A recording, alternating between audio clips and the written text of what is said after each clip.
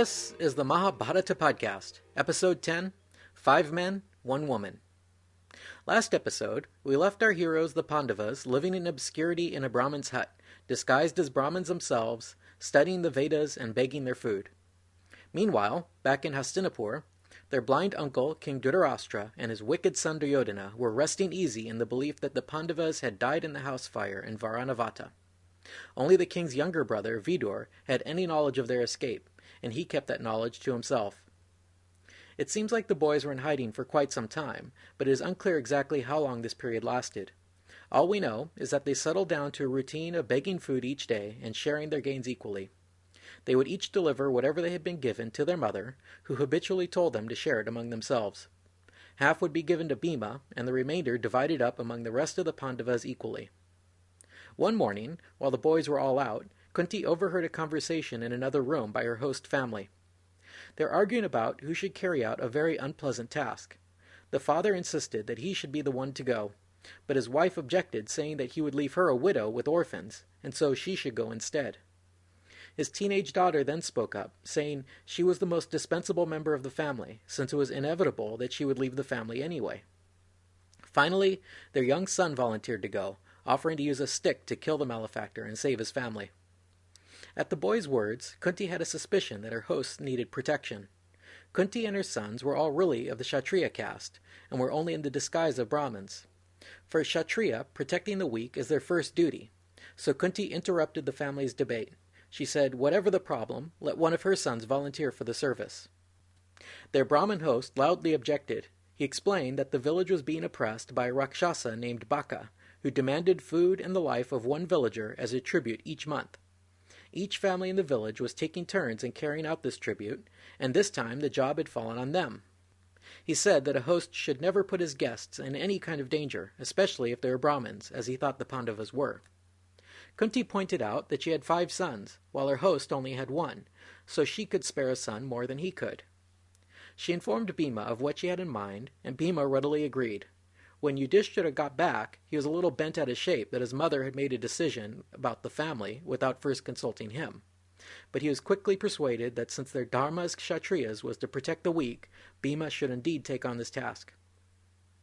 The next day, Bhima went out in place of his host, and brought with him a wagon load of food which was the tribute for the Rakshasa. He guided the cart up to the Rakshasa's dwelling and began eating the food. As Bhima devoured the food, the Rakshasa came out and saw this. He grew furious, but Bhima kept eating, so Baka struck him on the back with both fists. Bhima seemed not to notice and kept on eating.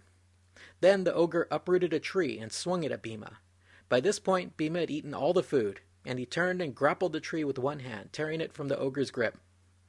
You can imagine the rest, another fighting match that would make a great high school production or even a big-budget Hollywood film. The outcome was predictable. Once again, Bhima grabbed this ogre by the head and by the loincloth, and bent him double until he was broken in 2. Bhima then carried Baka's dead corpse to the gates of Ekachakra and left it there, then slipped off back to his family. All the other Rakshasas in the area came by and saw how easily the mighty Baka had been killed, and they swore off cannibalism and fled from the area. Yudhishthira was concerned that Bhima's feat might attract attention to themselves, so he begged their host to keep it a secret. The townspeople quickly ascertained that it had been the Brahmin's turn to feed the ogre, and they asked him what had happened. The Brahmin lied and told them that a stranger, also a Brahmin, who had powerful magic, had offered to go to the ogre in his place. He said it must have been the stranger who defeated Baka. Thus the Pandavas were able to maintain their anonymity. Just a few days later, another Brahmin came wandering by. This one had news of the king of Panchala. Remember how Drupada, the king of Panchala, had been defeated in battle by the Pandavas, and had half his kingdom stripped away by their guru Drona? Well, Drupada hadn't been idle in seeking his revenge. This wandering Brahmin told the Pandavas that Drupada had gone out seeking a powerful sage who could perform a sacrifice that would give him a son capable of defeating Drona at war. Drupada wandered the ashrams along the rivers, seeking a virtuous sage who might help him. He finally came upon a sage named Upayaja, who he was sure would be able to grant him this desire. He offered Upayaja great wealth if he would assist in a sacrifice to get him a powerful son.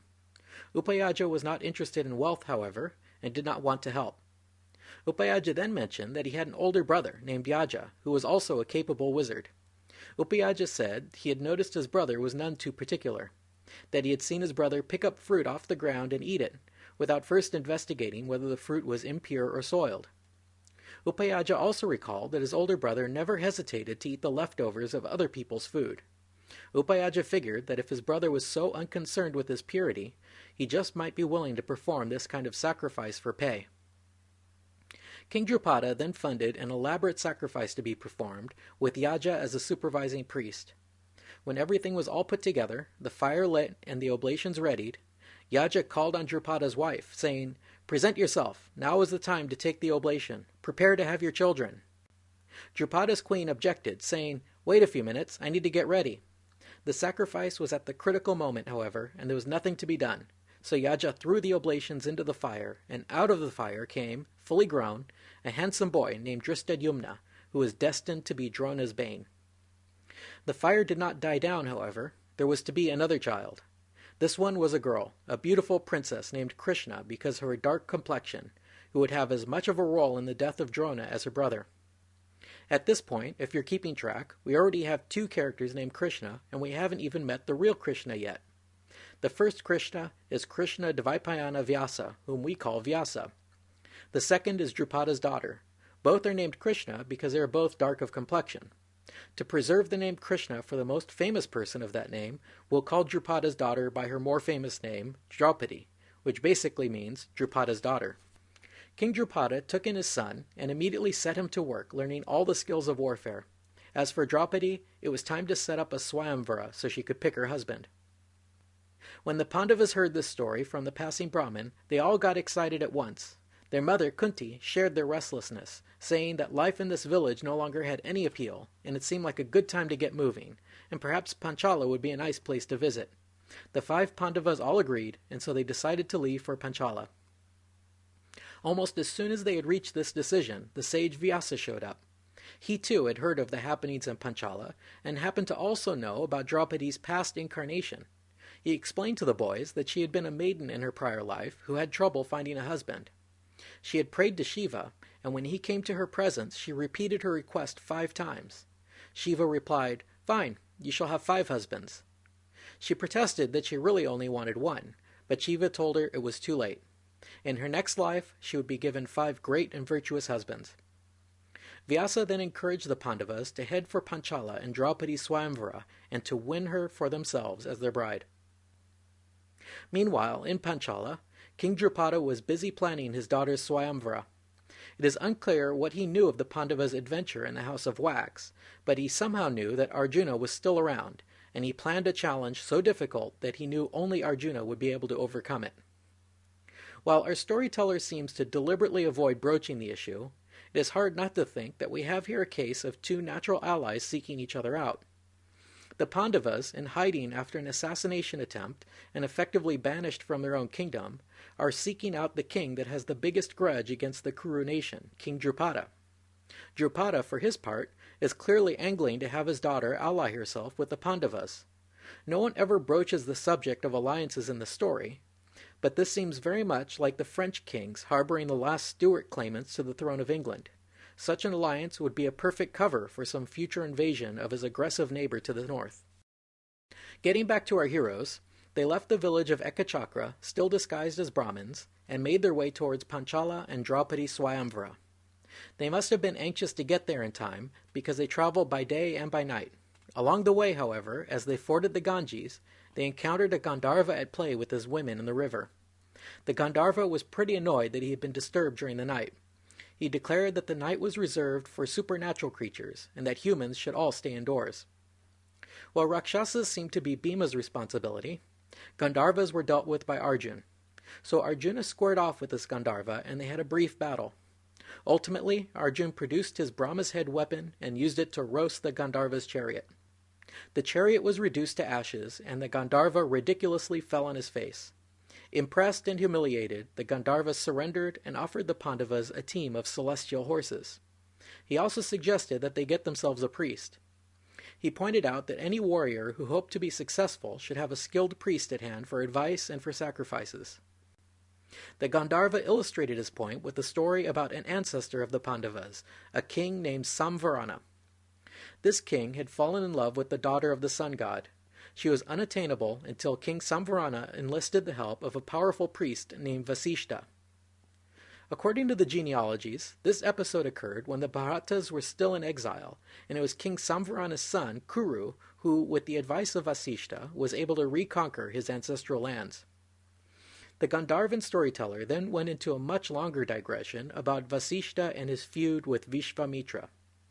If you're looking for ways the Mahabharata got so obese over time, this collection of stories feel like they might be one of the later insertions.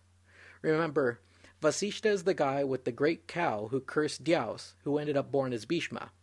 Well, we get an adventure of his that involved an encounter with Vishvamitra, who was the king who prayed so hard he became an honorary Brahmin, and he fathered Shakuntala in episode 4.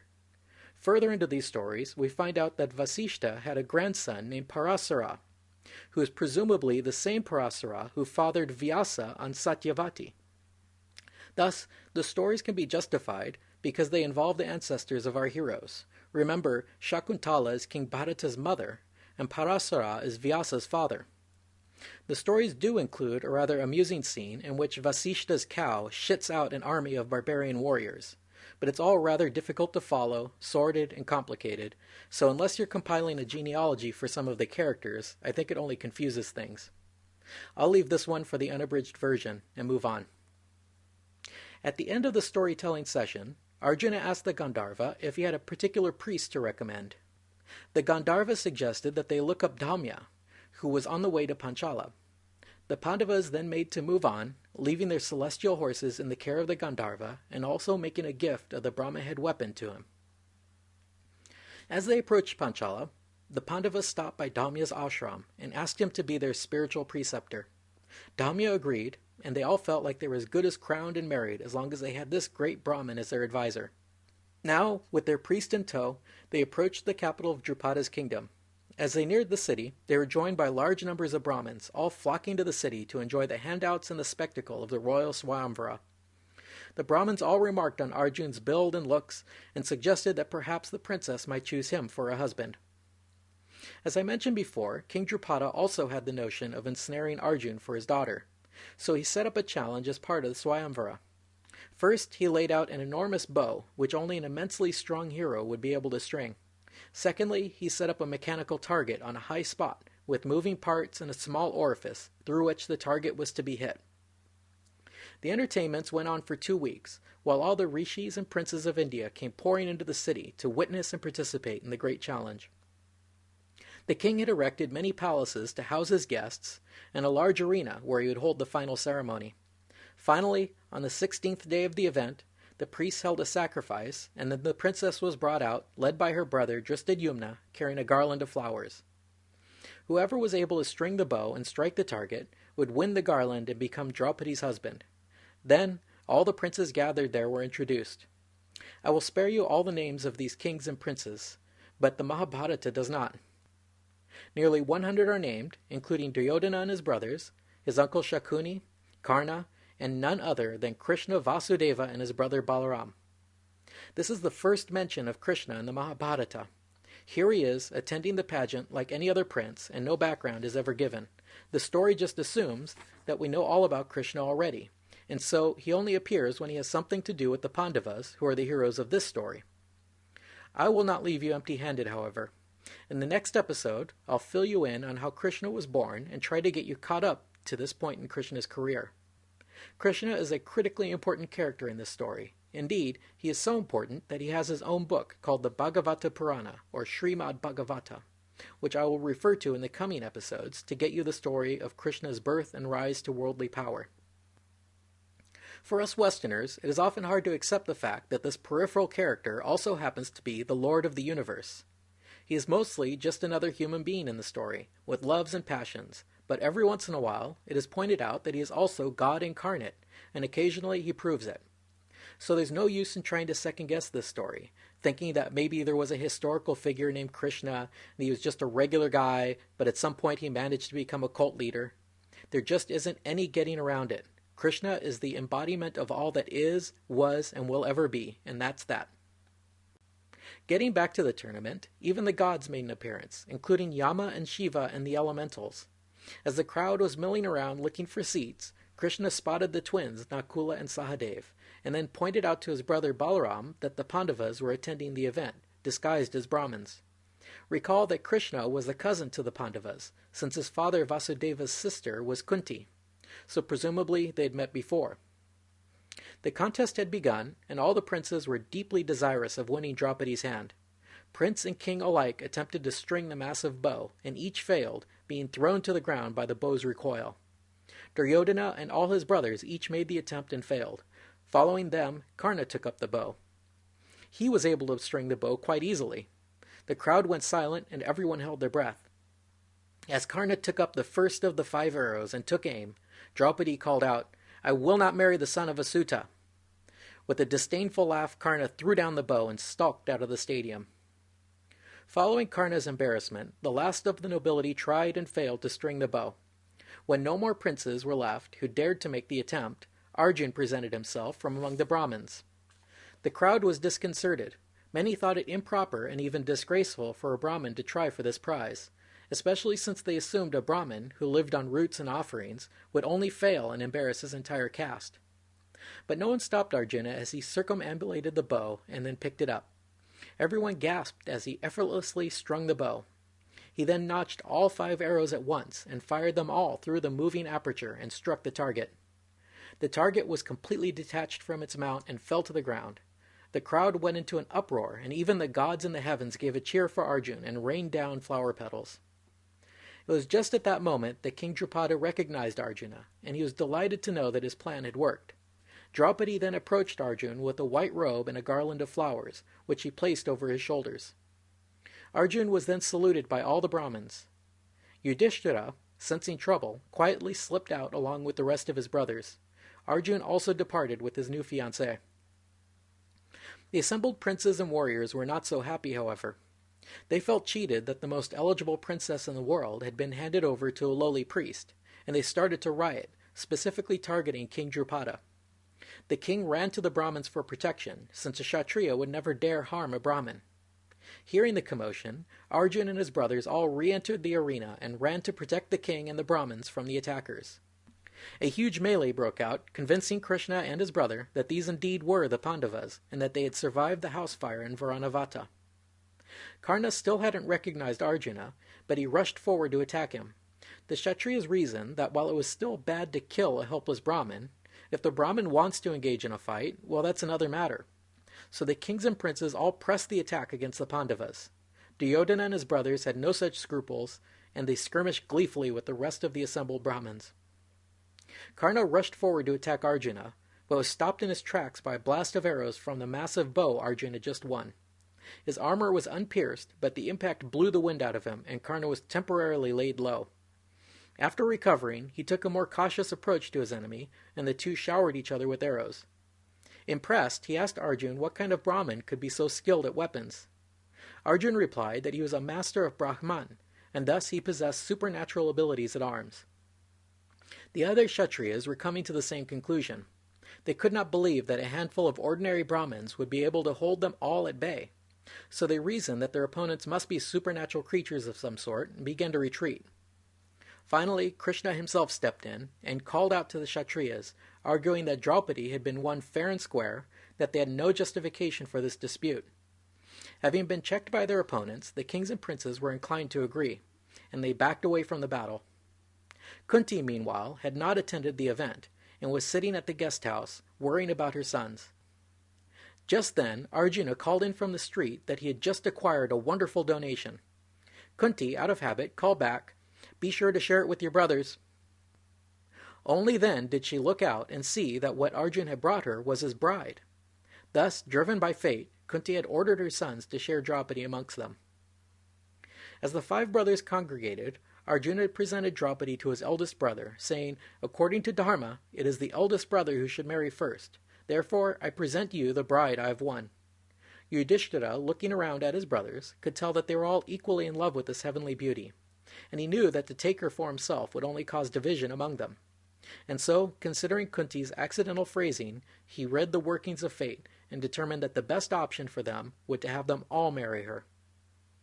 In ancient Vedic India, Polyandry was as rare and unusual as it is today. Husbands from wealthy backgrounds commonly married multiple wives, but women having more than one husband was unheard of and generally considered unlawful or taboo.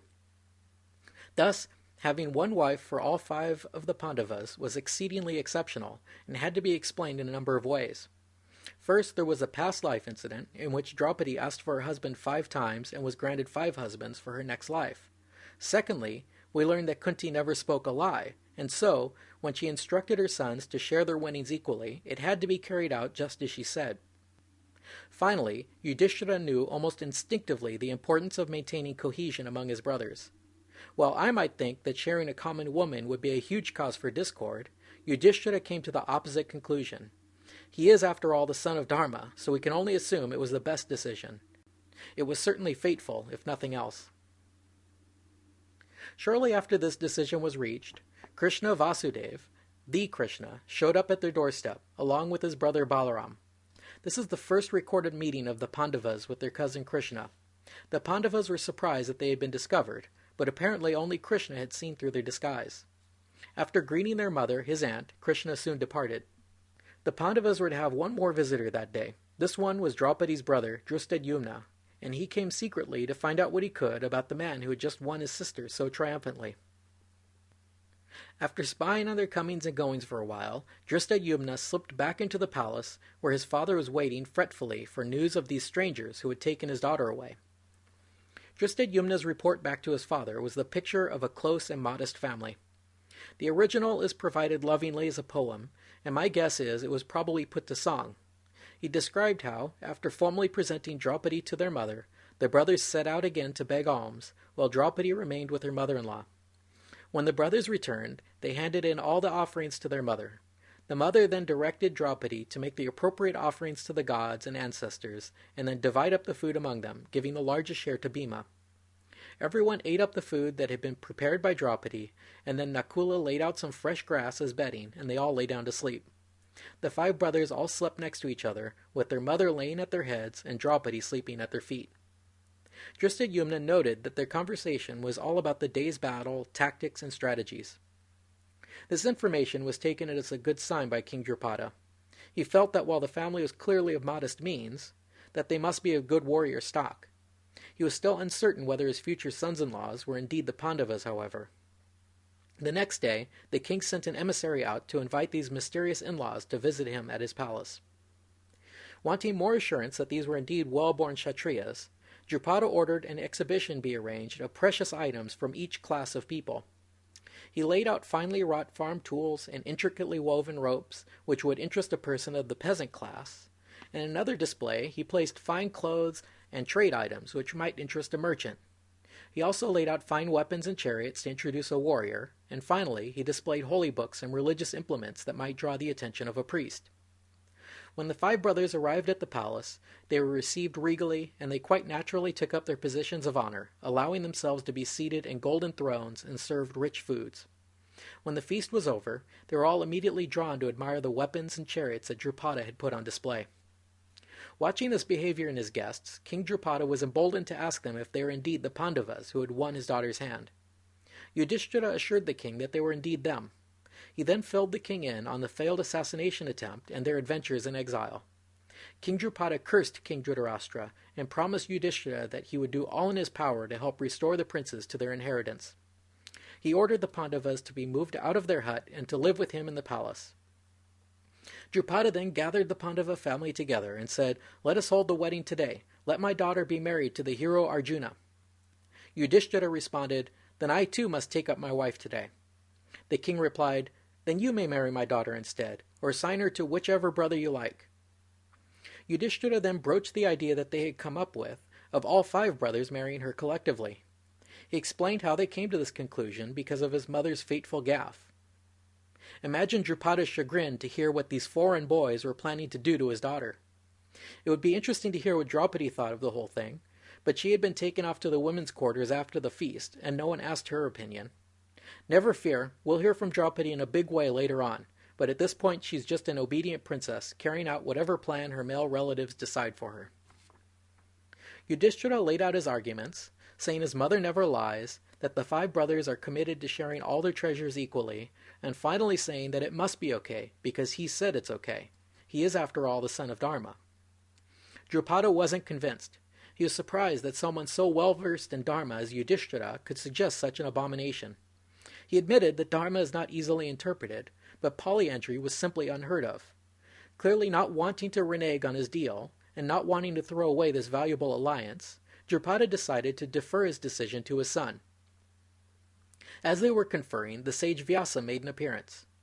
You might have noticed by now that Vyasa likes to intervene in his own story when the plot gets a bit thick. In this case, he clearly needed to step in and convince Drupada that this pack of strangers really were doing the right thing with this corporate marriage that they had in mind. But before he laid out his arguments, he did admit that the practice of polyandry was indeed contrary to the Vedas and an obsolete practice. He then asked their opinions. First, Drupada answered, saying that the practice was unheard of and sinful. He found no precedent for such a decision. Next, his son Drishtadyumna stated that for an older brother to lie with his younger brother's wife was immoral. Yudhishthira was able to cite a precedent, where 7 rishis married one woman, but he mostly stuck to his point that if he said it, it must be lawful. Finally, Kunti chimed in, saying she was constitutionally incapable of speaking a lie, so what could be done about that? Vyasa then told Drupada they had a perfect explanation for why his daughter should take on 5 husbands, but that it was kind of a secret. So he took Drupada aside and told him a story about the 5 Indras. The story of the 5 Indras is one of the strangest that I've come across. The story begins with a great sacrifice in the Naimisha woods being carried out by the gods themselves. They even recruited Yama, the king of the dead, to be the ceremonial butcher. During the sacrifice, the gods complained that the mortals had stopped dying, and so they are equals to the gods. Brahma reassured them that it was only temporary, while Yama was busy with the sacrifice. As soon as he was done with the sacrifice, then people would die as expected. The story is a dreamlike quality, because at this point the gods get distracted by a lotus flowing down the river Ganges. Indra gets up to investigate, and somehow follows it upstream to the river's source, where he sees a woman crying. Indra follows this weeping woman to a mountain peak, where a divine young man is sitting with a crowd of women all around playing dice. Indra was ticked off that this kid ignored his approach, so he yelled at him, saying, "I am Indra, king of the gods." The boy just laughed. Indra grew furious, so the boy told the weeping woman, "Bring him here, we'll see if we can tame his pride." As soon as the woman touched Indra, the great god fell limp on the ground. We now learn that this boy is the god of the dread bow, whoever that is. He lifted off a mountaintop and threw the limp Indra into its chamber. Inside that chamber, there are already 4 other Indras, all equally proud and full of splendor. The dread bowman said, "You have offended me, just like these others, so enter this cave and you will stay there." Indra whimpered, "Is there any way you'll let me out of here?" The dread bowman laughed and said, "You will eventually have your escape, along with the others. You shall all enter a human womb, and having fought many battles in human form, you shall again return to the world of Indra." The Indras agreed, but insisted that while their mother would be human, their fathers must be gods. The dread bowman then decreed that Shri herself, or Lakshmi, would also incarnate on the earth and become their wife. The text doesn't make it quite clear, but I suspect this dread bowman is Shiva. I can only guess that this story might be an allegory for the decline of Indra and the rise of Shiva and Vishnu as objects of worship in Hindu devotion. So this is how Vyasa explained that the 5 Pandavas were all the incarnation of the god Indra, and Draupadi was the incarnation of Indra's consort. Therefore it was all preordained that she be their wife. As if to reinforce the dreamlike quality of this interlude, Vyasa's story then drifted off to describe how the god Hari, or Vishnu, plucked 2 hairs from his head, one white and one black, and planted these hairs into 2 women of the Yadus, Rohini and Devaki, the white one becoming Balaram, while the black hair became Krishna. To punctuate his story, Vyasa then temporarily granted Drupada divine sight. He looked at the 5 Pandavas, and instead saw 5 identical images of the Lord Indra himself in all his glory.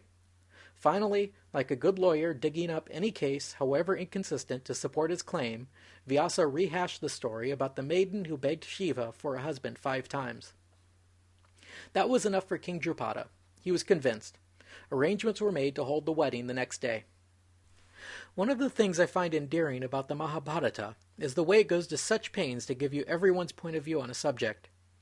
You might disagree with or be skeptical about some decision or outcome, but you can be sure that it was carefully considered on all sides.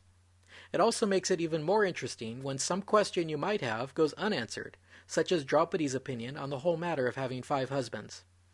Finally, you might be wondering, didn't the partial incarnations say that the Pandavas were both the sons and reincarnations of the gods Dharma, Vayu, Indra, and the Ashvins? Well, that's true, but they are also reincarnations of Indra. Perhaps this 5 Indra story was plugged in later by someone who was dissatisfied with all the other arguments in favor of polyandry. On the other hand, the whole notion of partial incarnations may simply be more complicated than it seems. So now that everyone was satisfied with the marriage plan, the wedding commenced.